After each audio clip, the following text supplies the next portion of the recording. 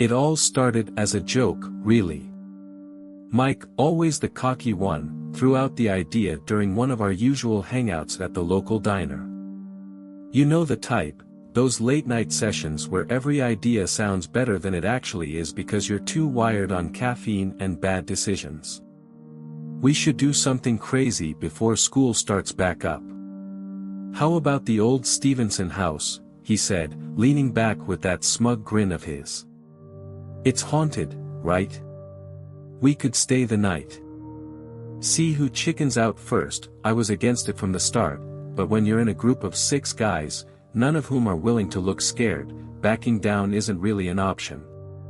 So, by midnight, it was settled. Mike, Jared, Tim, Steve, and me, James, would trek out to the house this weekend. Claire, Mike's on-again, off-again girlfriend, had also gotten roped into it, despite her clear reluctance. The Stevenson place was infamous around here, mostly because it sat deep in the woods, away from civilization, untouched for decades. A lot of rumors swirled about the place. Kids would talk about seeing lights in the windows or hearing voices, but no one ever stayed long enough to investigate. At the very least, we figured we'd come out with a cool story or two. None of us had any idea what we were walking into. The hike to the house was tough, even in the daylight. Trees crowded around us, thick and old, their branches bending low like they were trying to pull us back. By the time we reached the place, the sun was just starting to dip below the horizon, casting long shadows across the forest floor. The house was huge, bigger than I imagined, and in worse shape too.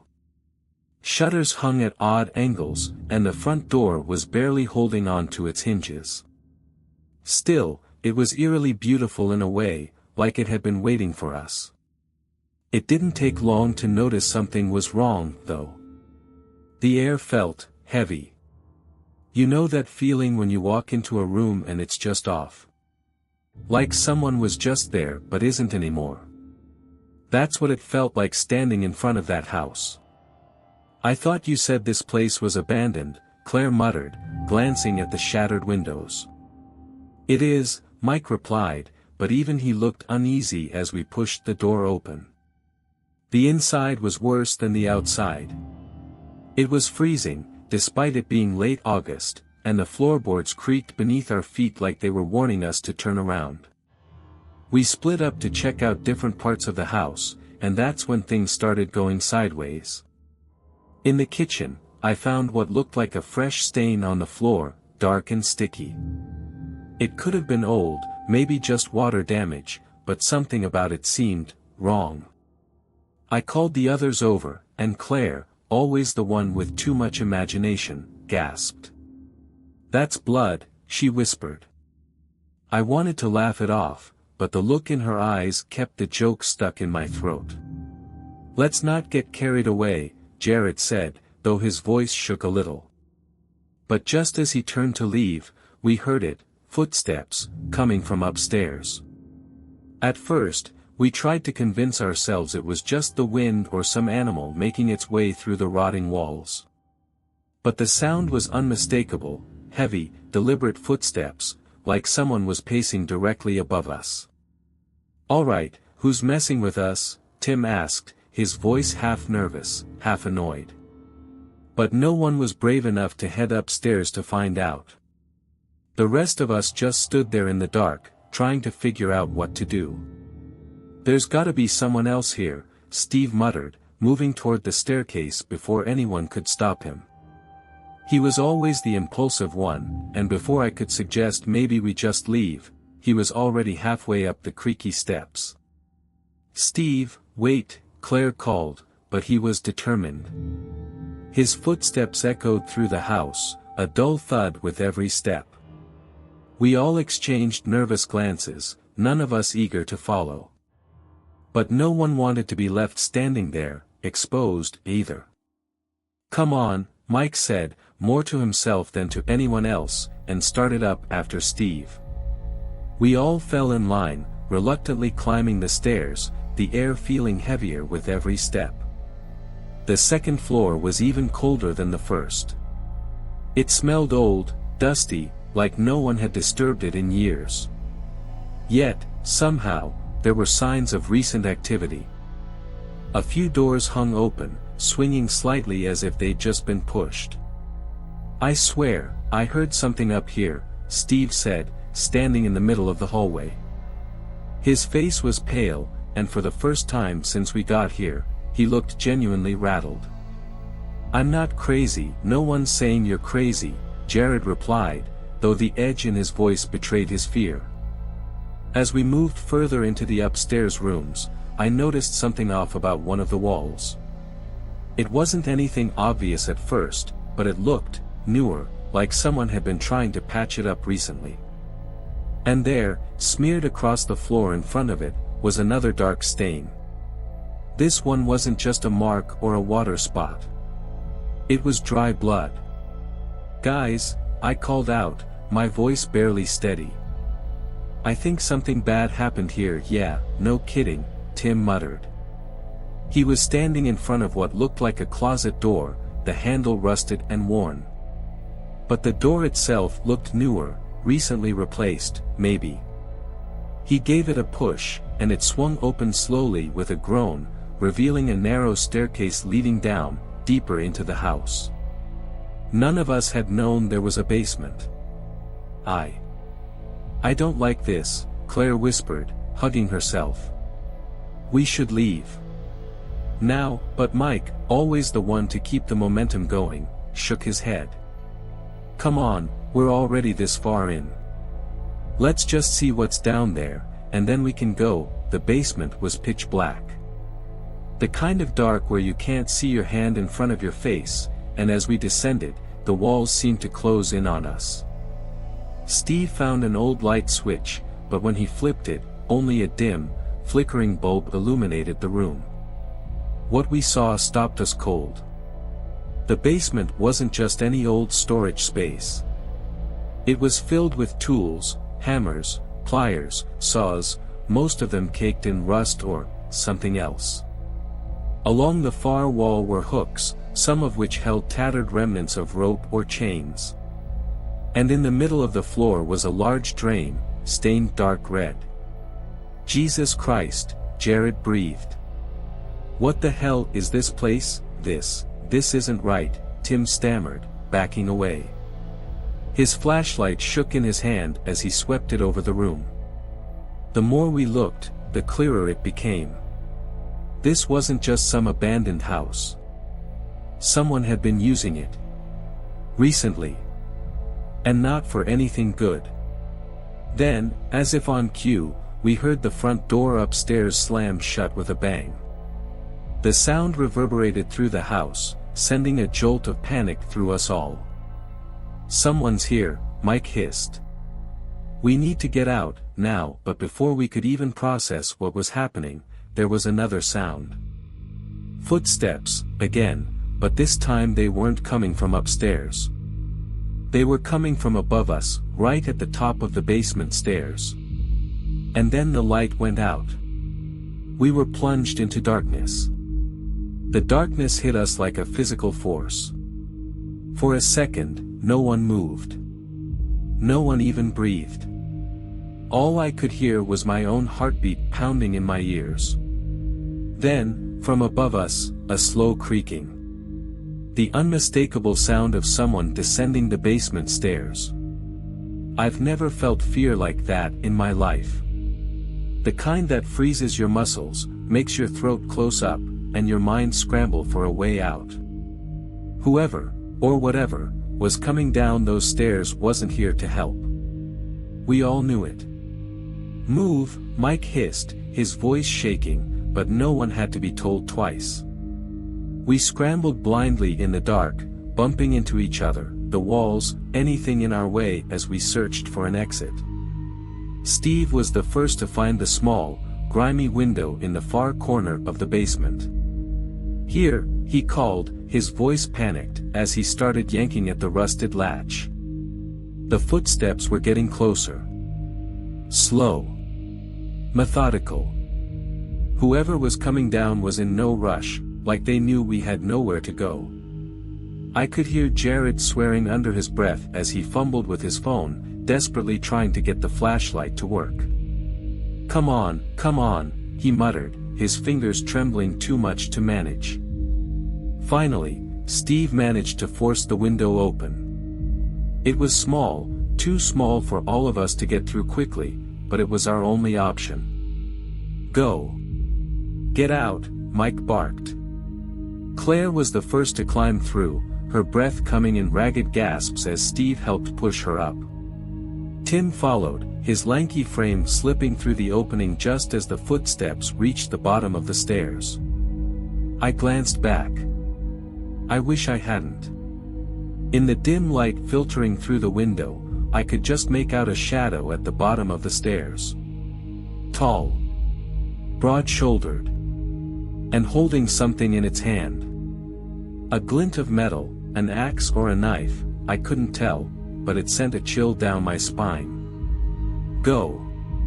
James, go. Mike shouted, snapping me back to reality.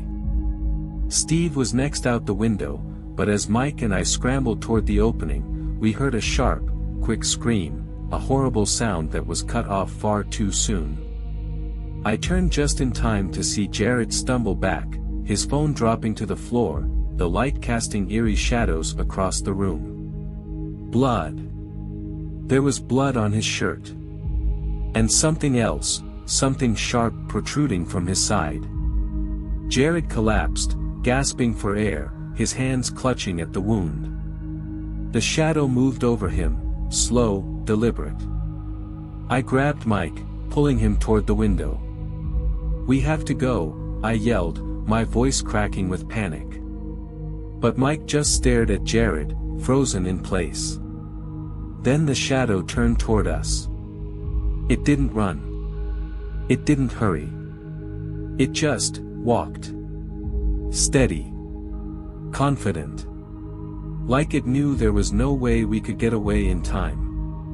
Mike, I screamed, shaking him. Finally, he snapped out of it and scrambled up through the window. I was right behind him, squeezing through the tight opening as fast as I could. Just as I pulled myself free, I heard it, the sound of footsteps rushing toward the window. Then a hand. A bloody hand grabbing at my leg, yanking me back into the house. I kicked hard, my foot connecting with something soft, and the grip loosened just long enough for me to pull myself out. We hit the ground running, crashing through the trees, not caring where we were going, as long as it was away from that house. Claire and Tim were already ahead, their breaths coming in sharp, panicked bursts as they ran through the underbrush. Mike was next to me, his face pale, his eyes wide with terror. We didn't stop. We couldn't. The only thing running through my mind was that Jared was gone. And that thing, whoever or whatever it was still back there. But then, just as we thought we were getting away, we heard it. Heavy footsteps pounding behind us, closer, closer. That same slow, steady rhythm that had haunted us in the basement. Tim screamed. I glanced back and saw him trip, his body tumbling to the ground. Mike turned to help, but as he did, that same shadow emerged from the darkness, towering over Tim. Before we could react, it brought the weapon down, hard, and Tim's scream was cut off in an instant. Run, I yelled at Mike, my voice raw with terror. He hesitated for a second, but when the shadow turned toward us again, he sprinted. We tore through the woods, branches whipping at our faces, our feet stumbling over roots and rocks. Claire was sobbing, her breath coming in ragged gasps, but she didn't stop running. None of us did. We couldn't. The footsteps behind us faded, but we didn't dare stop. Not until we could see the faint lights of the town in the distance, through the trees. Only then did we finally collapse, gasping for air, our bodies shaking with exhaustion and fear. Mike was the first to speak, his voice barely above a whisper. We need to tell someone. We need to go back for Jared. For Tim, but deep down, I knew the truth. There was nothing left to go back for. We made it to the police, but of course, they didn't believe us at first. A bunch of scared teenagers rambling about a shadow in the woods. It sounded like a typical ghost story. But when they went out to investigate the house, they found the blood. They found the bodies. They never found the killer. And that's the part that still haunts me. Because whoever, or whatever, was in that house that night, it's still out there. And every time I close my eyes, I can still hear those slow, deliberate footsteps, coming for me. When the police showed up the next morning, we were still huddled together at the edge of the woods, shaken and silent. Claire was barely holding it together, and Mike looked like he was in shock. None of us had slept, and every time a twig snapped in the distance, we jumped like frightened animals. We told the police everything, though our words were messy, frantic. I don't think any of us could process what had really happened. Jared and Tim were gone, and that house, that thing, was still out there. The officers exchanged looks of skepticism, but they went into the woods, following our vague directions back to the Stevenson place. I'll never forget the way they looked at us, like we were just dumb kids who'd let their imaginations run wild. But when they came back hours later, their faces told a different story. They found the blood. A lot of it. The basement was just as we described, tools, chains, and that horrifying drain in the floor. But there were no bodies. No sign of Jared or Tim. It was as if they had simply vanished into thin air. That's when things took a turn. The police started asking questions, hard ones. Why were we out there in the first place? Why didn't we call for help sooner? They didn't believe us, not really. I could see it in their eyes. As the hours wore on, their skepticism turned to suspicion. They hinted that maybe it had been a prank gone wrong, or worse, that we had done something to Jared and Tim. The fact that they couldn't find the bodies only made them more convinced that we were hiding something. Days passed, and the story spread around town like wildfire. The whispers started, maybe the kids were playing some sick game. Maybe they just got lost in the woods and died. Maybe they ran away. But we knew the truth. And that truth was much worse than anyone could imagine. After a week, the official search was called off. The police wrote off Jared and Tim's disappearance as an accident, likely involving some sort of foul play. But they never really followed up. No one wanted to dig too deeply into the dark corners of the Stevenson house. The town wanted to forget. But forgetting was impossible. For weeks, Mike, Claire, and I barely spoke. We couldn't. Anytime we were alone, we felt like something was watching us, just beyond the edge of the trees. I stopped sleeping altogether, haunted by the image of that shadow and the sound of Jared's scream cut short. Claire stopped coming to school. She just shut herself away. Mike, he tried to act like everything was normal, but he couldn't fool me. I knew he was just as broken as the rest of us. Something had snapped inside all of us that night, something that couldn't be fixed. Then, strange things started happening. It began with the noises. At night, I would hear footsteps outside my window, slow, deliberate, like someone was pacing just out of sight. At first, I thought it was just my mind playing tricks on me. But then I started seeing things. Shadows that shouldn't be there, moving in the corners of my vision. I'd turn, and they'd be gone. But the feeling would linger, a cold dread that wrapped around me like a suffocating blanket. Claire wasn't any better. One night, she called me, sobbing. I saw him, she whispered. Jared. He was in my house.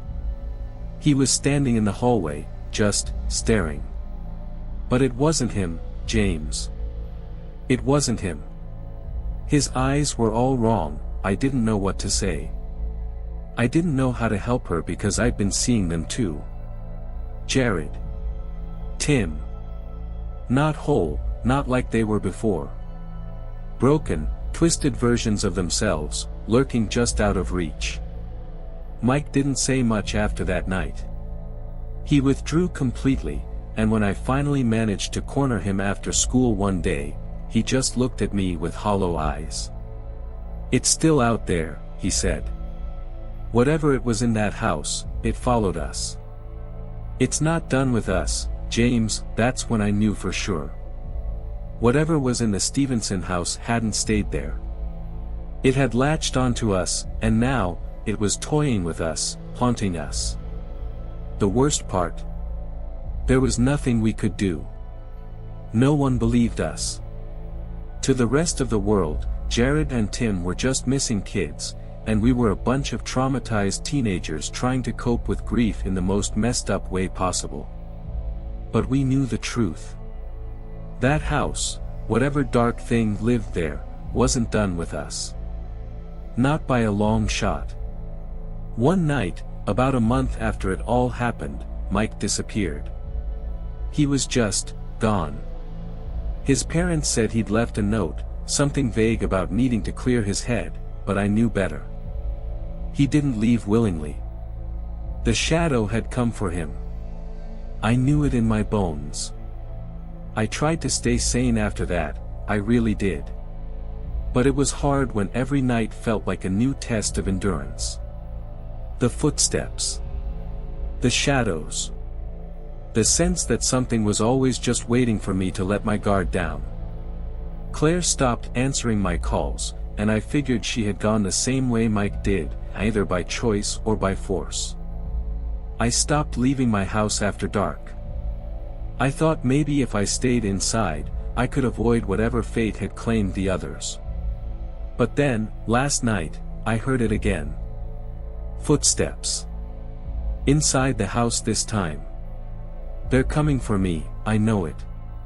And this time, there's no running. Part 5, the conclusion. I don't know how much longer I have. If you're reading this, take my advice, stay away from that house.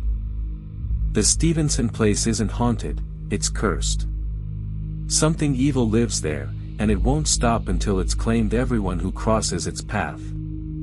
I don't know what it is, or why it's targeting us, but it's real. And it's coming.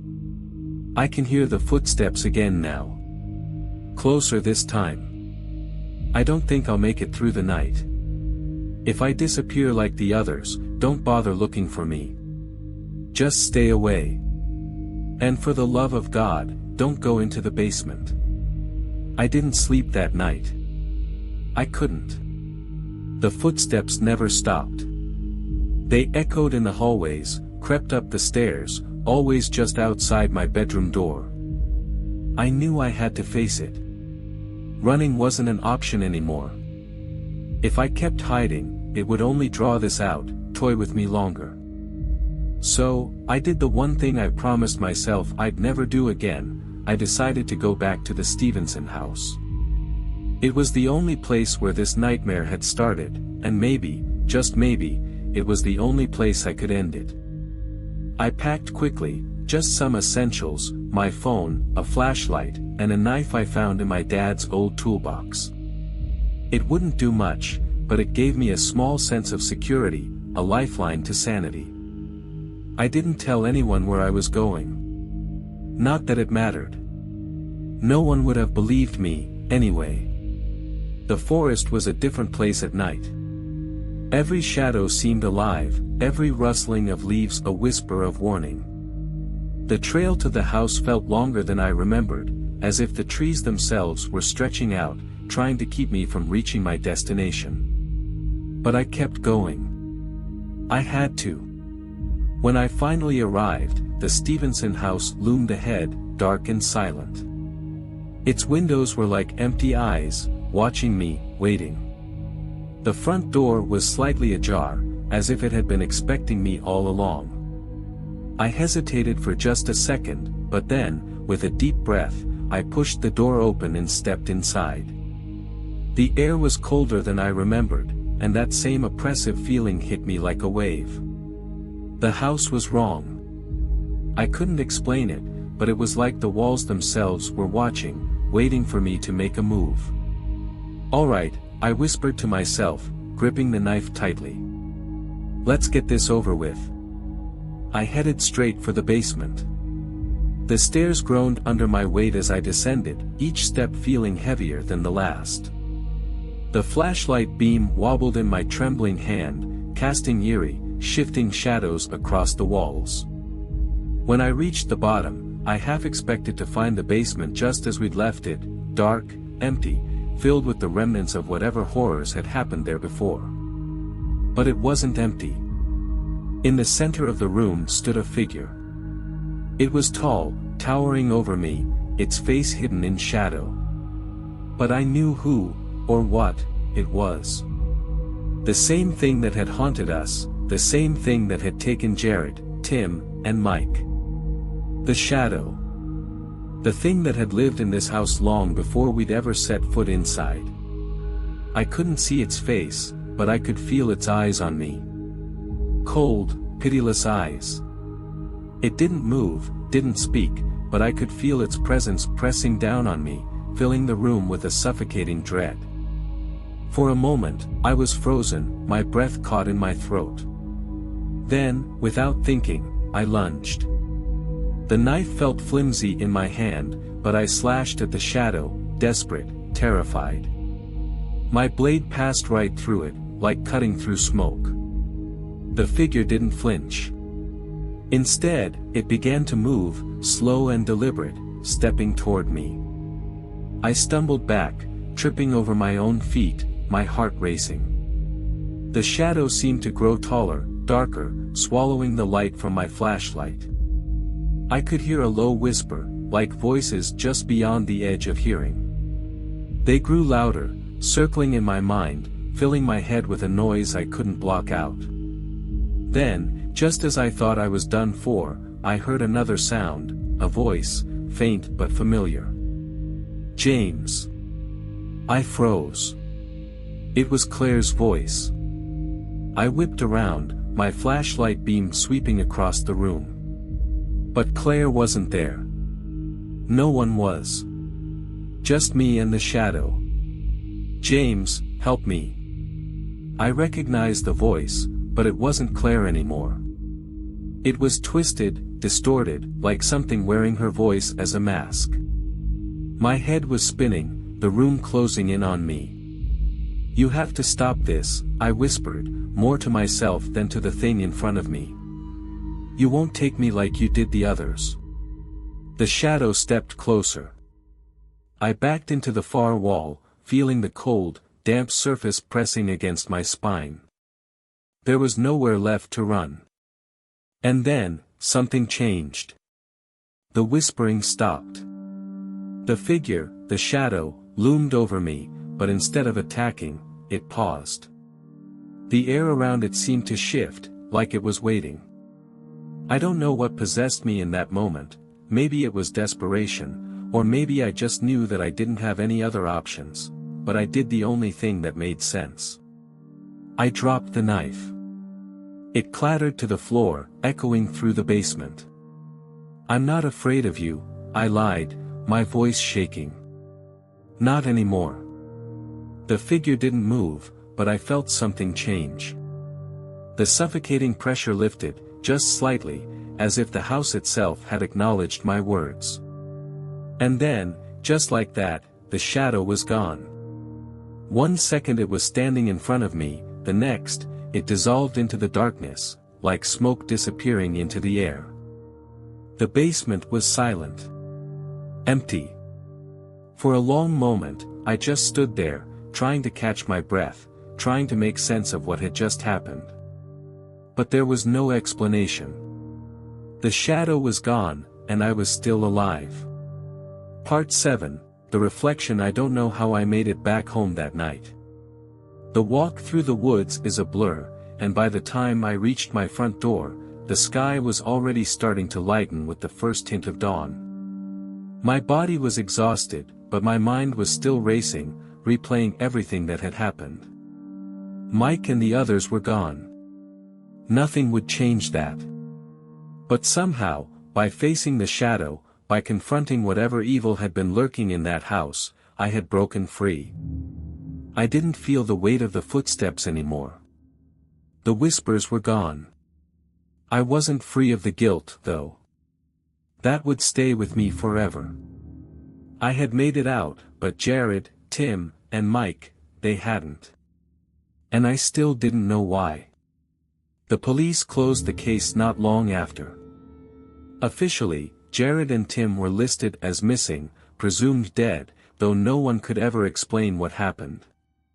Mike was written off as another runaway. They stopped asking me questions after a while, especially when I told them I wasn't going back to the house. As for Claire, I never saw her again. After Mike disappeared, she moved away. I heard she's doing okay, but we never spoke after that night. I think we both knew that whatever bond we'd shared before had been shattered by what we'd gone through. I wish I could tell you I learned something profound from all of this. That I could give you some kind of closure or insight into what happened at the Stevenson house. But the truth is, I still don't know. I don't know what that shadow was, or why it targeted us. All I know is that we weren't the first, and we won't be the last. So, if you're reading this, take my advice. Stay away from old, abandoned houses. Don't let curiosity get the better of you. And if you ever find yourself hearing footsteps that aren't yours, or seeing shadows that don't belong, turn around. Don't wait to find out what's hiding in the dark. Because once you've seen it, it'll never stop watching you. It's been a few years since that night in the Stevenson house. I wish I could say I moved on, that the nightmares stopped, that I've been able to pick up the pieces of my life and carry on like everything is normal. But the truth is, that night marked me. The terror that wrapped itself around my bones never fully let go. I tried to rebuild, of course. I went back to school, got a part-time job, and even managed to make some new friends. But no matter how hard I try, there's always a shadow lurking just outside the edges of my vision. I can't shake the feeling that I left something unfinished back at that house. Like I'd only bought myself time, and sooner or later, the dark would come for me again. Sometimes, I still hear those footsteps. They're softer now, less frequent, but every once in a while, when the wind howls outside my window or when I walk down a quiet street alone, I hear them. Slow. Deliberate. And every time, my heart skips a beat, wondering if this is the moment it all comes rushing back. After Mike disappeared, the town tried to forget the Stevenson house entirely. They boarded it up, posted "No trespassing" signs all around the property, and the place fell further into decay. No one goes near it anymore, not even the teenagers looking for a cheap thrill. But I know it's still there, waiting. Whatever evil lived in that house, it never left. It's just, biding its time. About a month ago, I started having the dreams again. They're not quite like the nightmares I used to have, those were filled with the shadow, with the faces of Jared and Tim, contorted in pain. No, these dreams are different. They're more vivid, more real. In them, I'm standing in front of the Stevenson house, but it's not abandoned anymore. The windows glow with a soft, warm light, and I can hear voices, familiar voices, calling me inside. Sometimes, it's Claire's voice, sometimes Jared's, or even Mike's. They sound happy, like nothing bad ever happened. Like we're just a group of friends hanging out, and all of this, everything, was just some terrible misunderstanding. But in every dream, just before I step through the door, I wake up, my heart pounding, drenched in sweat. I've been trying to ignore them, to brush it off as just another lingering side effect of the trauma, but I know better. The dreams aren't random. They're a call, a beckoning. The house wants me back. Whatever's in there, whatever shadow is lurking beneath those rotting floorboards, it hasn't finished with me yet. And I think I'm going to have to go back. I don't want to, God knows I don't. But there's something pulling at me, some invisible thread tugging at the back of my mind, drawing me closer and closer to that house. It's like a puzzle that I never finished, and the missing pieces are buried in that basement, in the blood-stained floor, in the cold whispers that used to haunt my every step. I've started preparing. I don't know what for, maybe a final confrontation, maybe just to prove to myself that I'm not losing my grip on reality. I've been researching, trying to find any mention of what could have caused the things we saw. The house has a dark history, of course, but nothing concrete, just whispers, rumors, old stories passed down by locals who've long since moved away. I've even thought about reaching out to Claire, but I don't think she'd want to hear from me. Not after everything that happened. There's one thing I'm sure of, though. If I go back, there's no guarantee I'll make it out this time. I think I knew that, even back then, when we first set foot inside the Stevenson house. It doesn't let go of its victims so easily. We weren't just witnesses to something terrible that night, we were part of it. And now, it's coming to claim what's left of us. So, if you're reading this, and you don't hear from me again, you'll know why. I'm going back to the Stevenson house. And I'm not sure I'll ever leave. Final reflection: I'm not looking for sympathy. I don't expect anyone to understand why I feel like I have to go back.